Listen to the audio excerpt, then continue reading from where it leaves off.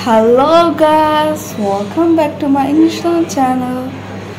So how are you everybody? I'm fine. So today we're going to learn some more English word that we commonly use in hospital and the Bangla meaning of that word, and also we will make a sentence both in Bangla and English.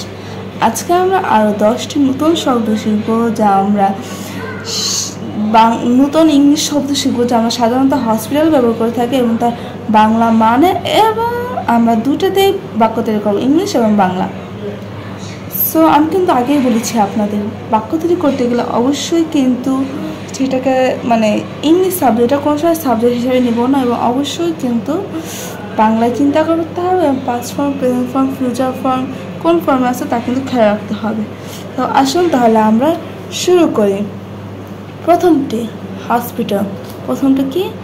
Hospital. Hospital মানে হাসপাতাল, আমরা সবাই জানি। আমরা বলি না তাকে গতকাল রাতে হাসপাতাল নেওয়া হয়েছে, তাহলে আমরা এটাকে কী বলবো? She was taking to the hospital last night.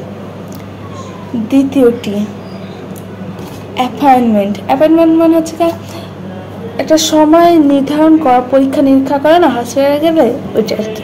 তাহলে আমরা যদি বলি তার 10টায় ডক্টরের সাথে একটি অ্যাপয়েন্টমেন্ট আছে, তাহলে আমরা সেটাই কীভাবে বলবো?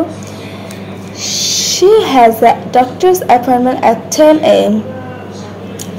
তৃতীয়টি উইকনেস। কি? উইকনেস, দুর্বলতা। উইকনেস মানে দুর্বলতা। তাহলে না সে অনেক হেঁটেছে তাই তার এখন দুর্বল লাগতেছে, তাহলে আমরা সেটা কীভাবে বলবো? হি ফিল উইকনেস আফটার ওয়াকিং। তারপরটি 4 নম্বরটি কেয়ার গিভার। কি?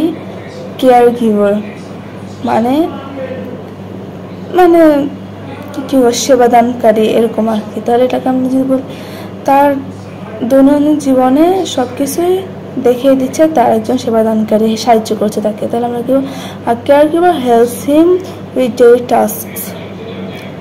তারপরটি 5 নম্বর কমফোর্ট। কমফোর্ট মানে আরামদায়ক। হবে না এই চেয়ারটা আমাকে অনেক আরাম দিচ্ছে, মানে এই চেয়ারটা অনেক আরামদায়ক, তাহলে the chair gives me great comfort.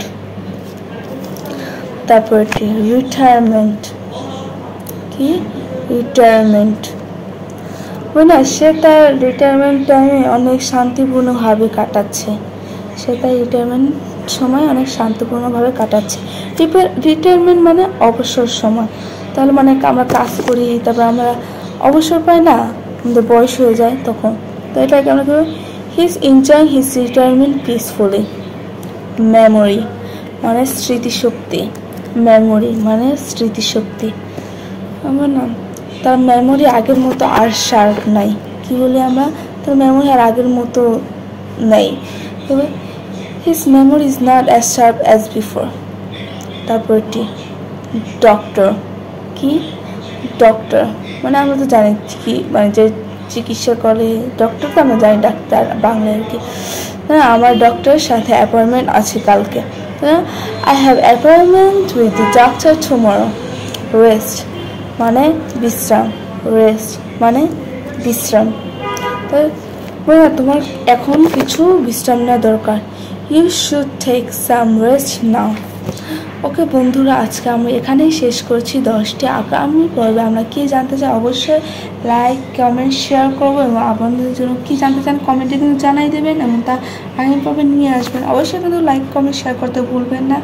So guys, আশা করি সবাই ভালো আছেন এবং বেশি বেশি শেয়ার করবেন যেন সবাই ইংলিশ শিখতে পারেন।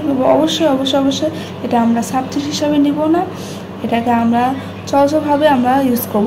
একটু একটু ভুল হবে, এটা স্বাভাবিক, তাই বলে যে আমরা হাল ছেড়ে দেবো তা নয়, কিন্তু ভুল হবে, ভুল থেকে মানুষ শিখে।